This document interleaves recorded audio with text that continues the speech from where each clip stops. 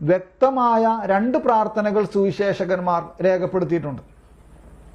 അവ ഓരോന്നും ആരംഭിക്കുന്നത് നന്ദി പ്രകടനത്തോടെയാണ്. കണ്ടോ, അവ ഓരോന്നും ആരംഭിക്കുന്നത് നന്ദി പ്രകടനത്തോടെയാണ്. ആദ്യത്തേത് സ്വർഗസ്ഥനായ പിതാവിനെ ഏറ്റുപറയുകയും അംഗീകരിക്കുകയും സ്തുതിക്കുകയും ചെയ്യുന്നു. ആദ്യത്തെ പ്രാർത്ഥന. അപ്പൊ രണ്ടാമത്തെ പ്രാർത്ഥന, അതിന്റെ അടിയിലത്തെ ഖണ്ഡികയിലേക്ക് വരുമ്പോഴാണ് പറയണേ, ലാസറിനെ ഉയർപ്പിച്ച പ്രാർത്ഥനയാണ്. മനസ്സിലാവുണ്ടോ? അപ്പൊ ആദ്യത്തെ പ്രാർത്ഥന എന്താണ്? 2603 പറയണ പ്രാർത്ഥന എന്താണ്? സ്വർഗസ്ഥനായ പിതാവിനെ ഏറ്റുപറയുകയും അംഗീകരിക്കുകയും സ്തുതിക്കുകയും ചെയ്യും.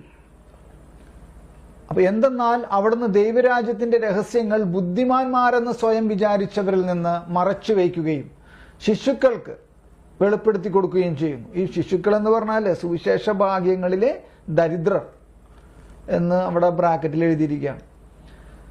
അപ്പൊ ശിശുക്കൾ എന്ന് പറയുമ്പോൾ എന്താണ്? സുവിശേഷ ഭാഗ്യങ്ങളിലെ ദരിദ്രർക്കാണ് വെളിപ്പെടുത്തി കൊടുക്കുകയും ചെയ്തു. അതേ പിതാവേ എന്ന വാക്കുകൾ യേശുവിന്റെ ഹൃദയത്തിന്റെ ആഴവും. അപ്പൊ ഇവിടെ 4 കാര്യങ്ങൾ എഴുതി വയ്ക്കുകയാണ്. എന്താണ്? അവിടെ ശ്രദ്ധിച്ചോട്ടോ, അവിടെ ശ്രദ്ധിച്ചോ. അതേ പിതാവേ എന്ന വാക്കുകൾ, യേശുവിന്റെ അതേ പിതാവേ, അതായിരുന്നു നിന്റെ അഭീഷ്ടം എന്നൊക്കെ പറയണില്ലേ? മനസ്സിലായോ? എന്നിട്ട് പറയാണ് എന്ത്?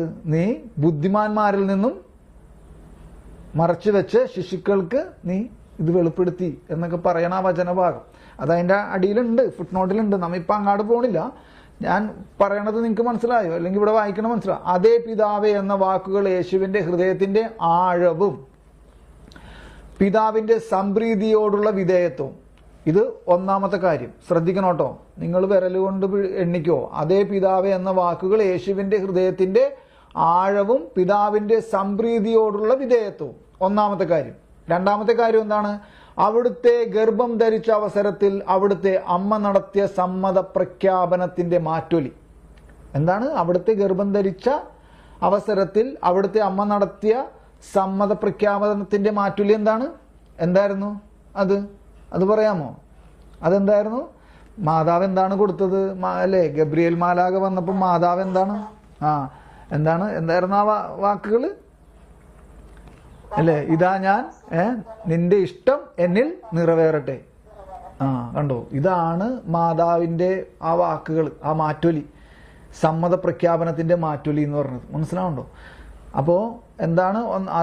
ഒന്നും കൂടി ഞാൻ വായിക്കട്ടെ. അതേ പിതാവേ എന്ന വാക്കുകൾ യേശുവിന്റെ ഹൃദയത്തിന്റെ ആഴവും പിതാവിന്റെ സംപ്രീതിയോടുള്ള വിധേയത്വം ഒന്നാമത്തെ കാര്യം. രണ്ടാമത്തെ കാര്യം, അവിടുത്തെ ഗർഭം ധരിച്ച അവസരത്തിൽ അവിടുത്തെ അമ്മ നടത്തിയ സമ്മത പ്രഖ്യാപനത്തിന്റെ മാറ്റൊലി.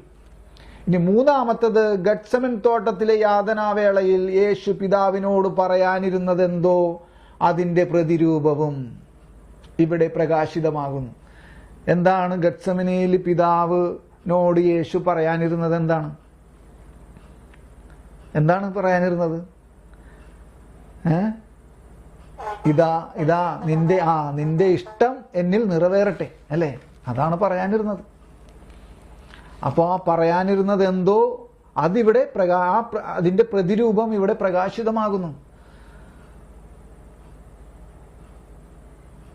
പരസ്യ ജീവിതകാലത്ത് യേശു അർപ്പിച്ച വ്യക്തമായ 2 പ്രാർത്ഥനകളെ കുറിച്ച് സുവിശേഷകന്മാർ രേഖപ്പെടുത്തിയതിനെ അടിസ്ഥാനത്തിൽ പറയുന്ന കാര്യങ്ങളാണിത്.